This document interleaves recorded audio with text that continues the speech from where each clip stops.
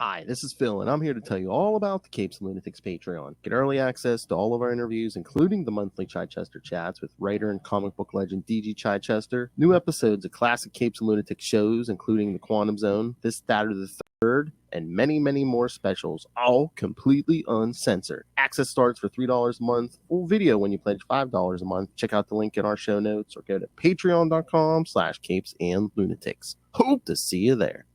Bird time. That's right, kids. Nighthawk returns. And the Defenders on a brand new episode of Marvel Tales.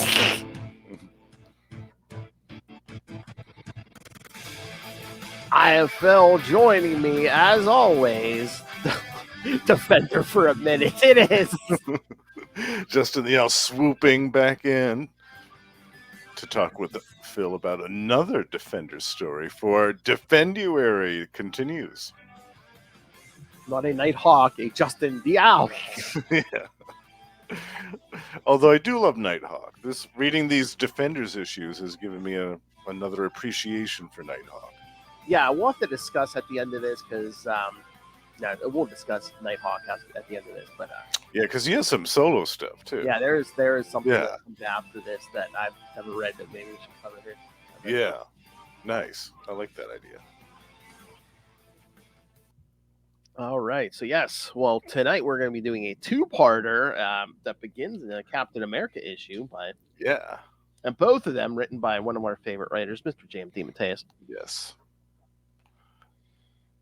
Love this story, too. This is a great one. Oh, yeah. So, had you read both of these before? Yes, I had. It's been a while, though. Yeah. And I read them out of context of the other stuff that was going on around them.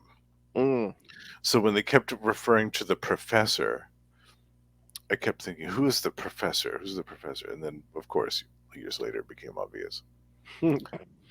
But yeah, it's been a while since I've read both of these, so it was really nice to go back and revisit them both again. Oh, yeah.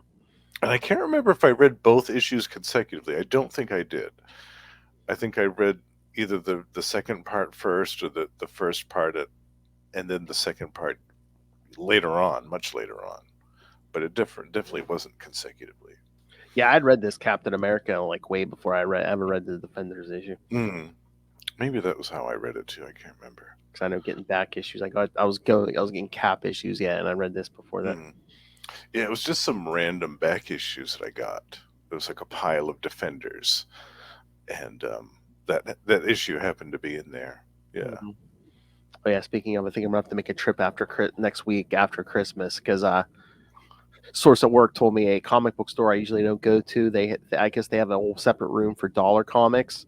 Ooh, nice. A whole separate room. Yeah, but then he says now they're on sale. He says they're half off. I'm like 50-cent comics. Yeah. Give me a card. Absolutely. Yeah, I love that. Although it's funny. Although one of my pet peeves, he goes, they're in no order. I'm like, oh, really? They're just all mixed up? I guess I've come across this before and I hate it. I'm like, what? I'm supposed to spend hours here just digging through, Yeah. If you just I mean, that can be fun for like a couple of hours, like an hour or two. I love that, but after that, it's like, ugh, I got to stand here all day digging through this stuff. Might have to tell the family. I might have to go solo because you might not want to stand here for. Right. Although it is in a mall, so. Oh, okay, so they can go off and do some other stuff while you sit there and paw through those. Absolutely. I'm sure my son will have some money or something burning a hole in his pocket after Christmas. Yeah, he'll want to go to the arcade or something. Yes. All right. They have an arcade in the mall where you are. Well, like I said, that's a mall I haven't gone to in years. I can't remember. I don't even know what they have up there anymore. Okay. All right. Let's get to these issues because the king of podcasting has a busy night ahead of him. That's right. I've overbooked myself tonight. Be careful. You start podcasting more and more, and then you go mad. And then first you go mad like me, and then you go mad like Ray. And the only thing that can calm you is Marvel Snap. Like a wild feral beast. Sure. More Marvel Snap. All the internet is Snap. Give me Snap. It's a lot of meat. All right. All right, so yeah, this crossover begins in Captain America 268. So close, Loaf. So close. Oh man. April 1982. Peace on Earth. Goodwill. Tim Mann. Writer, of course, friend of the show, J.M. DeMatteis. Penciler, Mike Zeck. Inker, John Beatty. Colorist, Bob Sharon. Letterer, Jim Novak. And editor, Jim Salicrup. Cal Richmond, Gargoyle, Valkyrie, and Hellcat of the Defenders have been captured by August Masters and his minions who have been manipulating psychics for their own goals. Taking Richmond out of his holding cell, they allow him to revive and place him in a wheelchair as it is daytime and his mobility only comes to him at night. I'd forgotten all about this. Me too, yeah.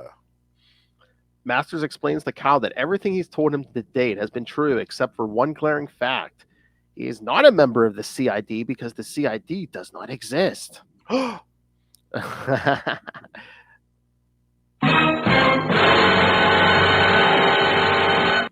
If we told you about CID, we'd have to kill you. While in Brooklyn, Steve Rogers is walking Bernie Rosenthal back to her car after they watched the latest Indiana Jones movie. As Steve critiques the movie's less than noble main character, he is silently recognized by a man passing by on the street. As they enter the car, Bernie expresses that she is in love with Steve, and when Steve finds he cannot say it back to her, mostly because he hasn't given much thought about his feelings for her, it ruins their date, and Bernie angrily asks Steve to drive her home. And that VW bug. Very classy. Yes. Back at his apartment, Steve tries to get to work on his latest work assignment, but can't keep his mind off sorting through his feelings for Bernie. He is suddenly jolted by a mental attack that attracts the attention of Bernie and their neighbor Josh. Brushing it off, he shoos them away so that he can go into action as Captain America. Realizing that it was a mental cry for help from the telepaths and former American dreamers Ursula Richards and Philip LeGuine, Captain America rushes to their home as he recalls his previous encounter with them. He arrives too late and is given another mental flash showing men loading the unconscious telepaths into a truck. Unable to track down the truck, Captain America decides to make use of his connections at S.H.I.E.L.D., where Dum Dum Dugan supervises the use of a mental probing device that will sort through the mental flashes given the Cap in the hopes of learning where Ursula and Philip have been taken.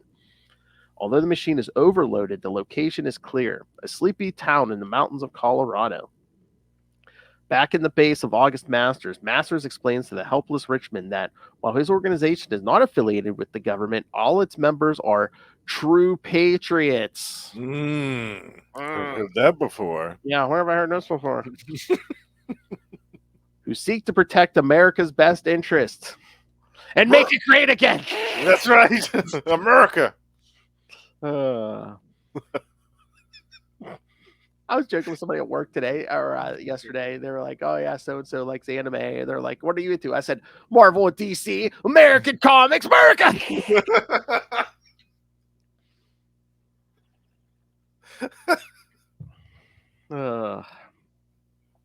Captain America, America. He takes Cal to see Mindy, who is in pain due to the probing of their due to the probing of their machines. Yikes. Kyle, now mobile, goes to her side and pulls her free. When Cal demands some answers on what they are planning, he is shocked to learn that Masters is hoping to orchestrate World War III. Also sounds familiar. Yeah. Meanwhile, Captain America puts on a disguise and rolls into the town, and by posing as a scientist researching strange UFO activity in the area, he gets a lift to the mountains to see the location of supposed weird happenings by one of the locals. Sure enough, the man is one of Master's men, and he brings Cap right to the mouth of their base, where he is confronted by some of Master's guards. Once their attack removes his disguise, Cap easily dispatches the guards and fights his way into the complex. However, he finds himself confronted by Masters and his guards who have their guns on him, forcing him to surrender because they threaten the hostages. Elsewhere in the complex, Ursula and Philip use their powers to revive Hellcat, Valkyrie, and Gargoyle, who break out of their cell. While this is happening, Captain America is being shown through the complex, and Masters explains to Cap his plans. Using the captive psychics, he intends to use them to launch a mental assault that will destroy all of Russia so that America's enemies might be rushed. Finding such a plan to be disgusting, Cap calls Masters a lunatic and attacks. Just then, the alarm goes off, warning August of the Defenders' escape. Although the heroes manage to free Mindy, Ursula, and Philip and try to make a break for it, August forces them to retreat when he tells them that he's activated the base's self-destruct and that only he can shut it down. With no other choice, they surrender to the Masters and are all locked up. Kyle is left free, and the former Nighthawk wonders how he can contact Doctor Strange and get help. Picking up his thought, Mindy sends a mental call for help out to Doctor Strange. That's right. We need help, We need help, Doctor. Get some Strange. And she looks like she's straining very hard to process that message. Well, yeah, you got to shoot it from Colorado to New York. And then you figure, Strange probably has some kind of defenses against mental. Oh, that's true. Around the sanctum, yeah. Yeah. But she also looks like she's straining for another reason. But whoa, well, she needs a little bit more fiber in her diet. Captivity can be rough on you. Well, yeah. But yes, all these guards are dressed like Roman centurions. Roman centurions with bright purple guns. I wonder who the professor could be. Yeah. I wonder. And what was the hiring process for these henchmen? By the way, as during the orientation day, by the way, your suit is going to consist of Roman centurion armor. You're going to have bright purple guns to carry around. And the dude that's going to be bossing you around is a chain smoker with a forest green checkered suit and lime green pants, just so you know. But yes, we've got a great 401k. Yes, and your boss will be a Henry Gyrick cosplayer.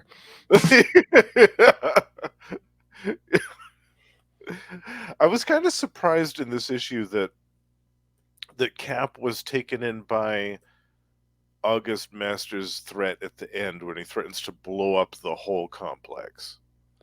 Because to me, it would have been like, well, he would have seen this guy as a megalomaniac who probably wouldn't be so inclined to kill himself. Like if he was out of the building, then definitely.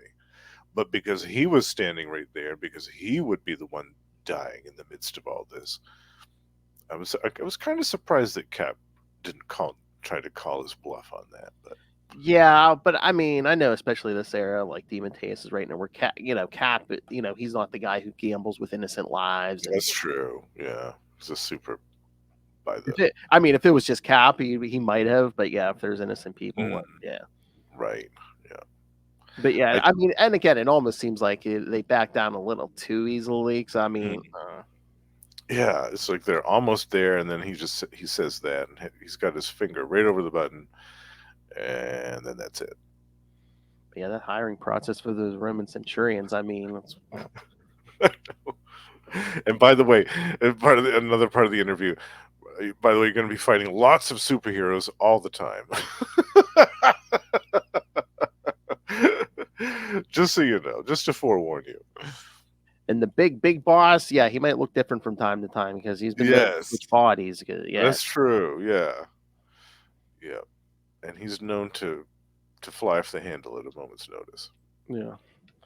Oh my god! But yeah, when Cap goes to Shield, that Shield agent, that Gale Runsitter, all I remember is like I think it might have been even a Marvel Team Up issue, or like she like throws herself at Cap, and he's like, "Oh, really?" He's like, "No, I'm kind of with someone." She's like, "Well, she doesn't have to know," and it's like, "Oh, she doesn't have to know." Yeah, literally, that's what she does. I mean, she later apologizes to him, but he's all disgusted. He's Mr. Goody Two Shoes. He's disgusted. Wow. It's like. That's funny. Yeah, you're throwing yourself at the purest guy in the country. You're just like, hey, she's like, what happens on the Shield helicarrier stays on the Shield helicarrier. I know. She came on strong. She really wanted to polish that shield. That bright yellow bodysuit, Well, I mean, look at him. Can you blame her, Justin? Come Well, on. no, I can't. Especially with Mike Zeck drawing Cap. I mean, my God, it's gorgeous. Yeah. One way trip to Biscuit Town. That's right. And this whole little conversation with him and Bernie is so funny. I'm like, oh, Bernie, you still haven't gotten it yet. Like, you still haven't figured it out. Oh, he's not like other guys. He's from the 1940s. You have to use a different approach with him. Well, I think they show too that from time to time she's like, boy, he's so old fashioned. That's kind of what cracks are doing. Yeah. Yeah.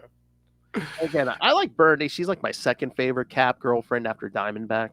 Yeah, Diamondback's still my favorite. Yeah, but I like Bernie too. Yeah, I love this era of Cap. I really do. This is one of my favorites. I mean, Sharon Carter's okay, but I don't know. That whole thing's weird.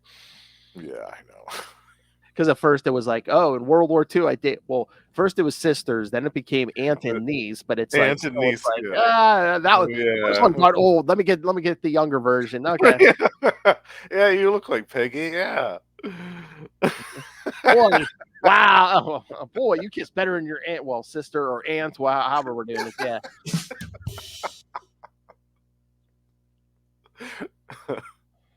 Keeping it in the family. Yeah. Keeping it in the family. Howdy, y'all.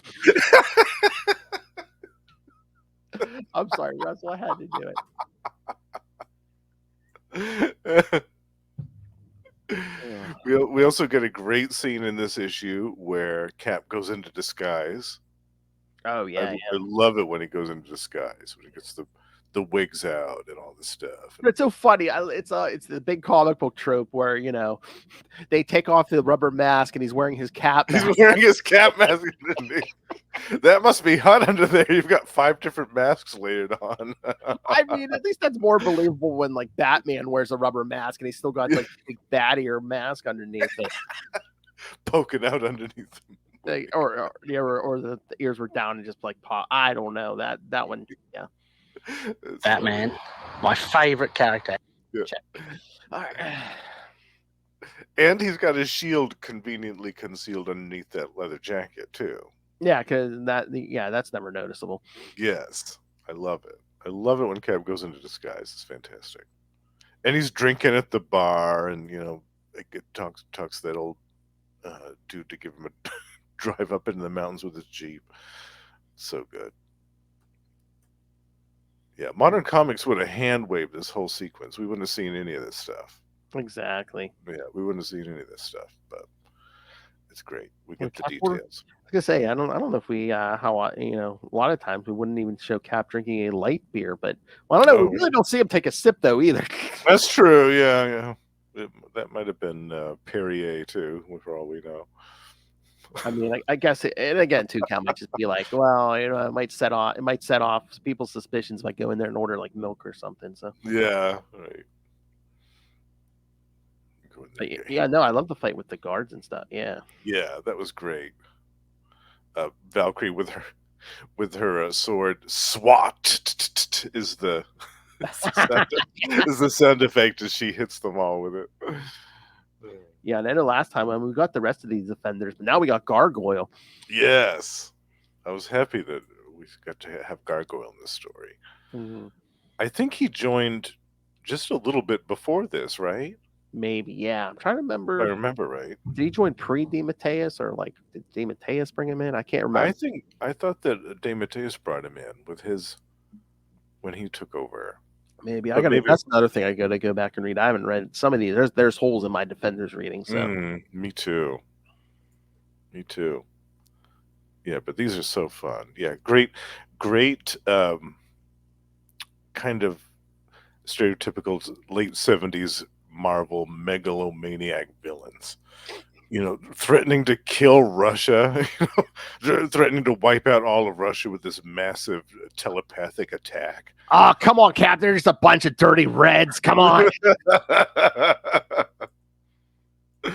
Come on, Cap. You know you want to help us. You know you want to help us. I know that's how insane Masters is because he's just like, oh yeah, hey Cap, we're gonna mentally murder a whole country by mental assault. Yeah, you're down with that, right? Right? Yeah. You love your country, right? Yeah, Yeah. down to murder men, women, and children in Russia, right? Right? Yeah, yeah. You're okay with complete wipe out of the whole country with a telepathic assault. It's amazing. Yeah. But yeah, and again, Pat Cap was at a disadvantage because yeah, I mean we're walking out of here with like those telepaths aren't really like fighters, and we got Indy in the wheelchair, and that's true. Yeah, and I'd forgotten about these telepaths too that appeared back in what issue was that? 264 or something like that. Yeah, because oh well, what's his face? Morgan McNeil Hardy tried to use them to like rewrite reality and stuff. That because Masters even says that in this issue. He's like, yeah, we weren't down with that. That was not our plan. That was crazy. Yeah, the psi inducer, right? That was I think so. Yeah. Cap 264. It says in the editor's note. Yeah. I'm gonna go back and reread that one too. Yeah. Oh, we should do a Morgan McNeil Hardy episode because we could do that issue, and then he like shows up again in like an Avengers issue. Oh, that's right. Yeah, that's right. Because everyone's clamoring for Morgan McNeil Hardy. Yeah, why not? We'll throw him up against the Avengers this time. I like the part where the telepaths are able, Ursula and the kid are able to wake up Gargoyle, Valkyrie, and Hellcat. Yeah, because they all been like sedated and stuff, and they're like they kind of have to push them awake. Yeah, I really liked that part. That was cool. I mean, I guess the same drugs would work on all of them. I mean, Hellcat's a regular human, but Valkyrie, Gargoyle, I'm like, they probably had to double up on the doses for those two, considering they're not technically human. One's an Asgardian and one's a demon. Exactly. Yeah, but this artwork, I was happy to once again see the great artwork of Mike Zeck. He's one of my favorites. Yeah, I love anytime that I see he's done an issue, I'm automatically happy about it. Oh yeah, and I know J.N. DiMatteo, he loves working with Mike Zeck. Yeah, they do great stuff together. Yeah. This and Spider-Man, and there's a couple of other things that I was trying to remember, but I feel like it was there. Did J.M. DiMatteo do any Daredevil with Mike Zeck? I don't. Nothing's coming to mind, but that would be great to see. Or Marvel's doing all those like flashback series. They should give DiMatteo and Zeck like a Captain America something to do. Yeah. Yes. Something to fill in the gaps in between these issues back in the day. Okay. Yeah. Because DG Chichester told us, it's like stuff comes to you after decades. It's like, oh, I could have did this. I could have did that. Yeah, definitely. But I love Morgan. August Masters lays out his plan, and Cap's just like, you twisted lunatic, just like decks him to the floor. He just punches him. Yeah, not the response he was looking for. Yeah, doesn't waste any time. He just lays him right out. And that's a hard hit. I mean, yeah. That's the man who punched Hitler in the first thing you just did. He's punching Hitler in the face. It said his glasses flying off too. Oh yeah. I mean, if Masters had flown any further across the room, it would have been a Sal Buscema. Oh, totally. Yeah, it's almost a Sal Buscema. I almost want to see Sal's rendition of that panel. See him go flying. His glasses flying off. In the next page, though, Cap does lay out like 5 guys with one hit. Oh yeah, it just goes across it with the shield. Yeah. I love that. I love that move. The caption says, "It would be no exaggeration to say that the Captain America is the best there is." Well, you're damn right. Yeah, I love that. Yeah, he immediately finds the defenders and takes charge. Yeah, this is a great little issue. Yeah, the only thing, like I said, I was bummed about was how easily Captain America gave in to August Masters' threat. Yeah, but you think about it too. I mean, August Masters is obviously deranged too, because he's about ready to destroy a whole country for patriotism. So it's like, do you take the chance that he's not, bad crap crazy and would be To kill willing to kill himself Yeah, and everyone right. else? Yeah. Yeah, that's true. It's just usually my thought is if somebody's that megalomaniacal, they're not going to kill themselves. They're going to wait till they're out of harm's way, and then they'll kill everybody else. Yeah. Yeah. Which has been funny to see some of those guards standing around going, wait, he's not wait a minute. He's not really going to do that, is he? We didn't sign up for this. Roman Centurion outfits and bright purple guns are one thing, but I didn't sign up to get blown up in this base. We're out of here. You can take your 401k and shove it, masters. My kid needed braces. I didn't sign up for that.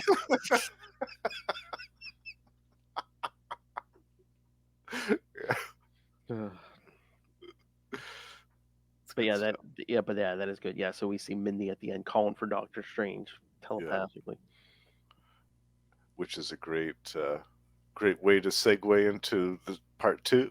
Yes. All right. Yeah. Should we get there? Yeah. All right. So yes. So we also pick up with J.D. DeMatteis' other book at the time, The Defenders. Defenders 106 from April 1982. The War to End All Wars. Again, J.M. DeMatteis writing. Penciler Don Perlin this time. Your 4 inkers, Al Milgrom, Rick Magyar, Sal Trappini, and Jack Abel. Colorist George Rosas. Letterer Shelley Lefferman, and editor Al Milgrom. So your editor also was one of the 4 inkers. Nice. Yeah, Al Milgrom did a lot of fill-in inks at the time, I remember. It was just kind of random issues. You'd find him inking stuff, yeah. But that's just so funny that, the regular size issue here for... here we go. Here's the breakdown. Al Milgrom just inked page 1. Rick Magyar did page 2. Trappini did the majority of it, page 3, 5 through 20, and 22. And then Abel did 4 and 21. So. Oh, wow. It's all over the place. Yeah, but Trappini did the majority of it. All right. Doctor Strange is struck by a strong mental cry for help from Mindy Williams, informing him that his fellow defenders, Nighthawk, Hellcat, Valkyrie, Gargoyle, and their colleague Captain America, are prisoners of August Masters, a man bent on using kidnapped telepaths to launch World War III against Russia. Yes, the message hit him Doctor Strange extra hard because it was from an attractive blonde.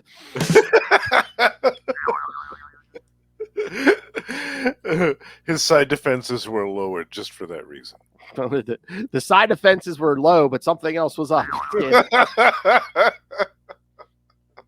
But the Eye of Agamotto was awake. Yeah. The cry is so powerful it momentarily weakens Doctor Strange. Well, yeah, kids. Superior puss. However, he realizes the urgency and calls forth his allies to help out. Answering the call are the Son of Satan and the Beast. The latter of the two runs into Daredevil along no stranger to the superior puss himself. Daredevil along the way was heading towards Doctor Strange's Sanctum Sanctorum to tell Doctor Strange of the capture of his fellow defenders, unaware that Strange would already be aware of it. Scanning Daredevil's mind and also learning the location of August Masters and his goals to use the psychics to kill everyone in Russia, Doctor Strange and his 3 allies fly off the Masters' hidden base in the Colorado mountains. There, Cal Richmond is shown by August the device that the psychics are hooked up to and explains this insane plan to kill everyone in Russia. In order to keep Cal from trying anything, he shows the crippled hero that his allies, Captain America and his fellow defenders, are his captives. Doctor Strange, Son of Satan, Beast, and Daredevil arrive just outside August's base, and Daredevil tracks the location of the secret complex with his radar senses. When Hellstrom attempts to burn through the underground complex with his Hellfire, they soon learn that the base is protected by adamantium. Ooh. Their attempt at intrusion does not go unnoticed, and when a team of guards come out to investigate, the heroes use the opportunity to infiltrate their ranks by disguising themselves as guards using Doctor Strange's magic. When Masters notices that there were more guards coming back than there were going out, he demands a roll call. The Beast exposes himself, to create confusion so that the others can escape and look for their captured friends and bring down Masters' operation. Doctor Strange finds the control room where the attack on Russia is being planned, and he attempts to put the technicians there under his thrall. However, he is attacked from behind and knocked out, shattering his illusion. This would happen as Son of Satan finds Cal Richmond, who is in a strange trance. Damon tries to go after him when his illusion disappears, and he is forced to fight off Master's men who rush him. Daredevil's disguise fails him just as he and the Beast locate the captured heroes, and they also must fight minions of August Masters as well. Richmond enters the control room when the psychics use their telepathic powers to knock through him to knock out the guards. When Masters catches Cal in the control room, he arrives too late to stop him from activating the self-destruct sequence. Now in a standoff with Richmond, August has no time to stop the countdown or free himself. When Doctor Strange revives, Cal uses his newfound powers to push Strange out of the room to stop him from preventing his sacrifice. Doctor Strange then uses his teleportation powers to try and get all the heroes out of the complex. Once they are clear of the base, it explodes. When the chaos is over, they all notice that missing among their numbers are Kyle and the psychics. Strange sheds a single tear for his friend, whom seemingly sacrificed himself to stop a horrible atrocity from happening. All right. Yeah, big momentous stuff happens in this one. Oh, yeah. Yeah. So did all the psychics die? I don't remember. Well, the psychics that seemingly die in this issue survive in the form of a combined consciousness that is later absorbed by the Overmind. Oh, okay. And yeah, we'll be talking about the Overmind in the next episode. Yeah, so that's nice. Yeah. Very August cool. Masters also manages to survive to plague the Defenders in later issues. It doesn't say how, but it just says August Masters is going to survive. Yeah, we see him again. Oh, yeah. And Cal Richmond is believed dead. However, he actually ends up brain dead and in a coma until he is restored by Mephisto in the Nighthawk limited series from 1998. 98. Okay, so I'm thinking we might have to read that. I haven't read that. Yeah, I haven't read that either, and I feel like there's a couple of other solo Nighthawk stuff beyond that too that look pretty good. I mean, we'll get later Nighthawk stuff with other people who other than Cal Richmond, I think, but. Yeah, but for this version though, I mean, this is the last that we see of him until 98. Wow. I think so. Yeah. Yeah, that's crazy. Because I know for the longest time everyone was saying, "Yeah, Cal Richmond's dead." So. Yeah, I remember when I picked up the Marvel Handbook Book of the Dead when I was a kid. They had an entry for him in there, and he was wearing the old costume as well, the original Nighthawk costume, the one that looked like Batman. Oh yeah, of course. Well, yeah, of course. Yeah. It's supposed to, the Avengers, so the Avengers can fight the Justice League. Yeah. Yes. Yeah. Batman, my favorite character. That's right. I also love this issue because it brings the Beast into the fold. Yes. Of the Defenders, and I believe, wouldn't he stay there until the end? Yeah. I think. Yeah. Yeah.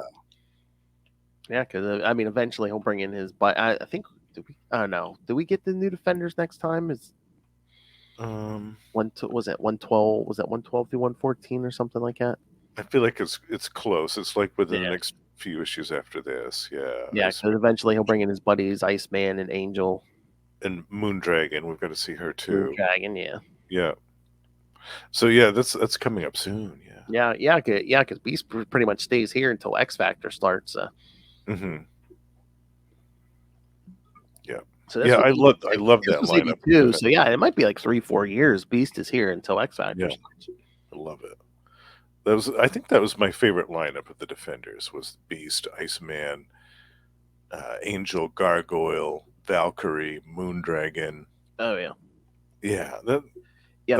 Maybe not this year, kids, but we're coming back to Defenders at some point. Oh yeah. Definitely. We could do another month too. We could do another month of Defenders easy next year. Easily. For sure. Yeah.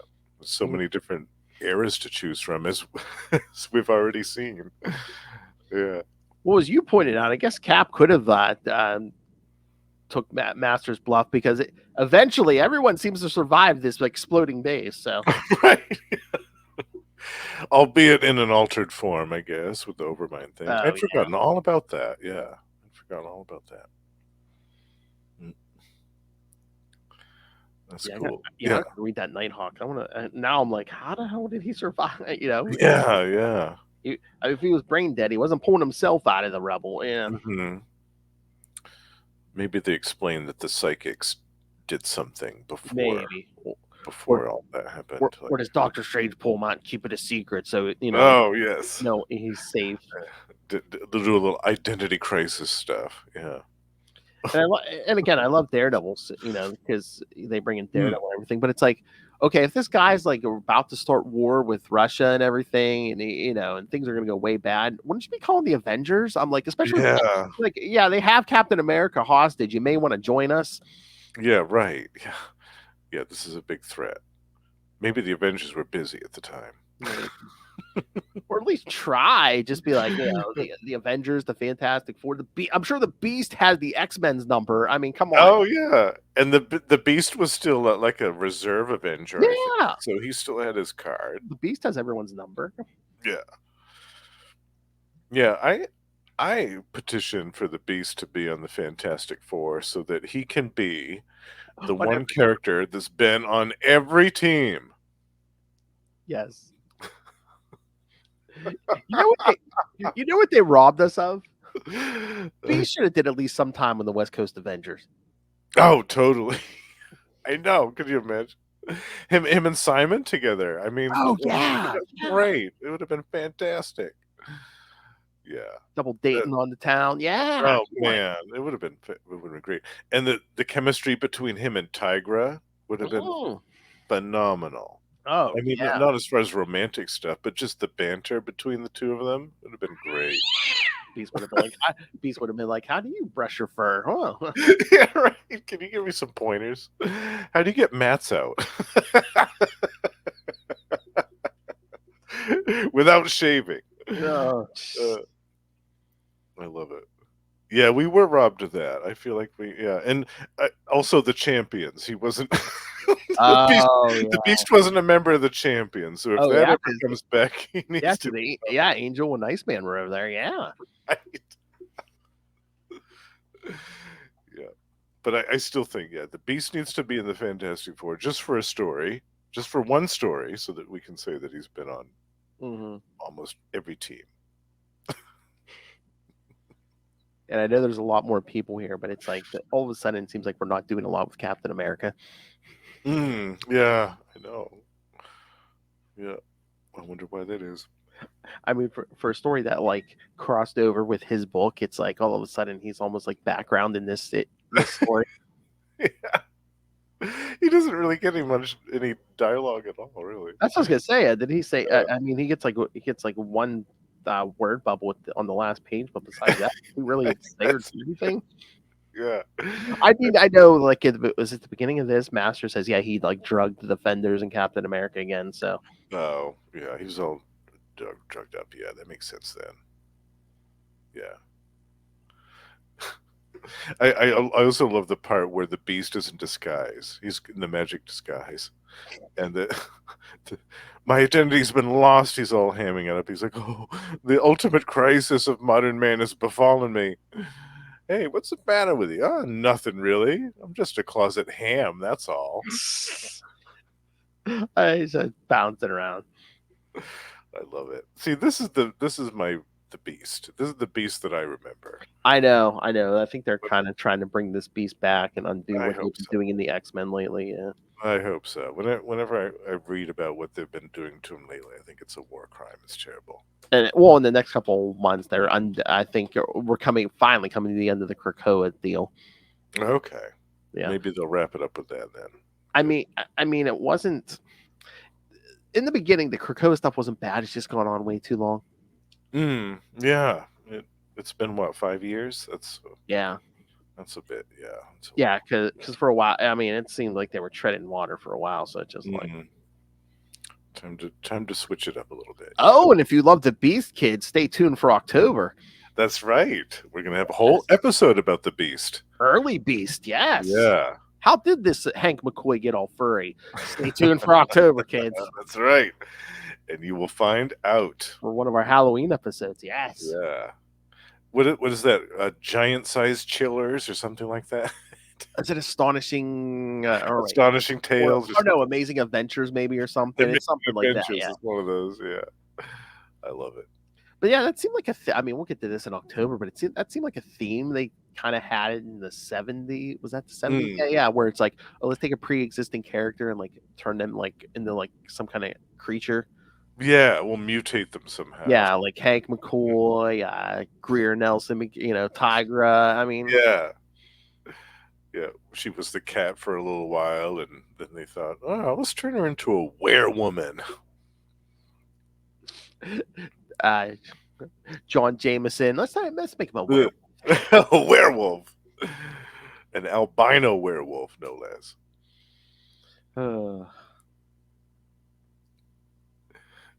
Yeah, this is a great little two-part story. I love it, and it's a nice little precursor to the Professor Power stuff that we see later on. Oh yeah, it's a nice little kind of prologue to all of that.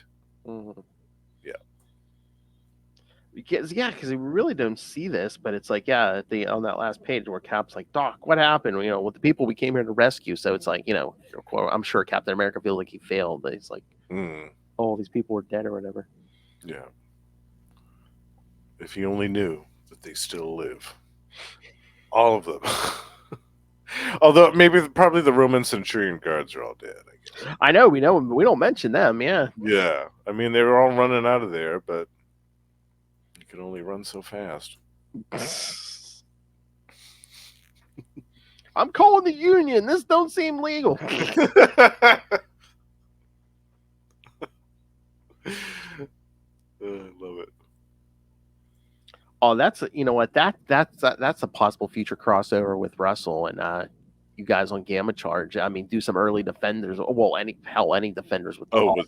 with the Hulk, absolutely, yeah.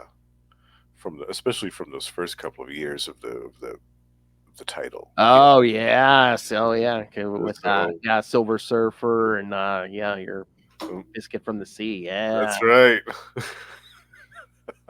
Double biscuits for me. You know it.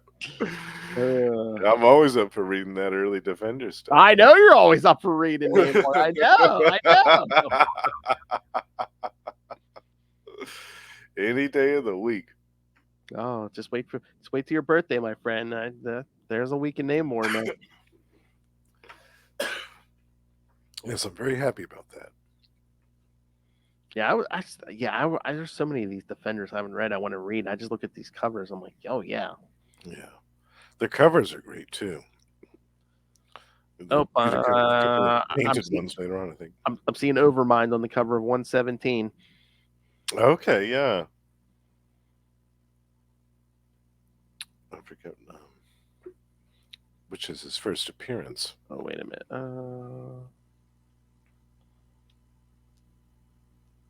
Oh no, wait. There might be Overmind on the cover of 112 because that's what we're doing, right? Oh. In the next episode. Let me see, because I thought that was your pick. Yeah. Yeah. Or am I thinking the wrong thing? Hold on. Let me open the schedule here. We'll let you kids know what's going on too. All right. I'm pretty sure that's right, though. Double biscuits for me. Your stuff's like those new drops are stuck in my head now. Those are gold, yeah. Yeah, it's 112, 113, and 114 in the next episode. Yeah. And Overmind is on the cover of that. Yeah, well, 113. The Defenders plot to stop Overmind as he has Squadron Supreme under his. Oh, we get Squadron Supreme. Yes. Yep. And there's some Avengers showing up in here. Oh, yeah, 114. All the Living Darkness. Yeah. Yeah. Yeah, this is one of my picks too. I love this story. Oh yeah, holy crap! Look at that cover to 114. It's like I see Defenders, I see Squadron Supreme, I see Avengers. This everybody, yeah. And that was the issue. That was I think my very first Defenders issue was 114. But I got it off the newsstand when I was a kid. Oh Man, yeah, I can't wait to do this. Yeah, see, yeah, because I knew the Defenders had fought Null before, but this is after Zarathos got his hands on him too. Mm-hmm. Yeah. Also That's written a by great James story. Pace. Right. Yeah. Yeah, he created Null. Yeah. Yeah, that was his. That creature was his creation, and I love it. What a great villain, Null, the Living Darkness, as we'll discover in the next episode. Yeah, so good. I love that. Overman. I love that villain Null. Those boobs scare me. I'm sorry. He's a villain of a different kind. He hates capitalist vices, which I totally understand. Oh yeah. All right. So yeah, kids. So yeah, that's our next episode is Defenders 112 through 114. We're gonna get Squadron Supreme, the Overmind, Null. So yeah, Justin picked the big one. Yeah. Well, don't you always? I was gonna say, yeah, that's within my wheelhouse. All right. So any other thoughts on this? Because yeah, we gotta keep on schedule here. Yeah, I think we covered pretty much everything. What do you think, Phil? Yeah. Yeah, no. Again, it's a great little story. Yeah, it's a good story, but yeah, I think we got it all. Like I said, it's so weird. I don't know if it's just the art but both issues written by Jim DeMatteis, but the flavor just seems so different. Maybe because the first one's so focused on Cap. Yeah. And then the second one, right. There's barely any Cap. Yeah. I know. It's strange that he only got like one panel of dialogue in that whole issue. It is a little weird. I'd say that's the only downside for me. It's like, if you're going to do a crossover, I want to see more interaction with Cap and the others. But again, we have so many characters, I guess, because then Doctor Strange is dragging more people into this. Right. Daredevil and the Beast and the Son of Satan. Yeah. Mm-hmm. Yeah. It's almost like it could have been a 3-part story. Like with a third part in going back to Captain America, where you could have got where he he could have been revived and then had a whole extra piece with him. Yeah. Well, we couldn't do that. I think it was that 269. We had to do the Team America crossover. Oh yeah, I think that's the one. That's right. I've never read that. I never read that series. We're gonna have to try to hunt that up. Yeah, we should. Just for the hell of it. I'm sure that's not on the app. It can't be. Oh god, I'd be surprised if it was. Team America. Although they've got Brute Force on the app, so if they've got that, they could have Team America. No, it doesn't look like it. I searched Team America, and all it's coming up is Captain America. Yeah, no. Oh, that's funny. Oh my god, if we could track down the issues, like I know we're probably stepping on Lost Library of Legends, but it's like, do like Forgotten Series 1 month, like, Team America, NFL Super Pro. NFL Super Pro, yeah.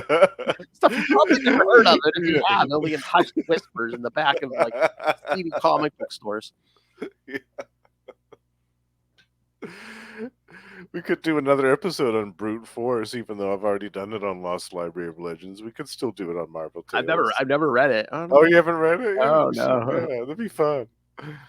Yeah. I'd totally be up for that. We could take a whole month and pick a different one each episode. Yeah. Super Pro.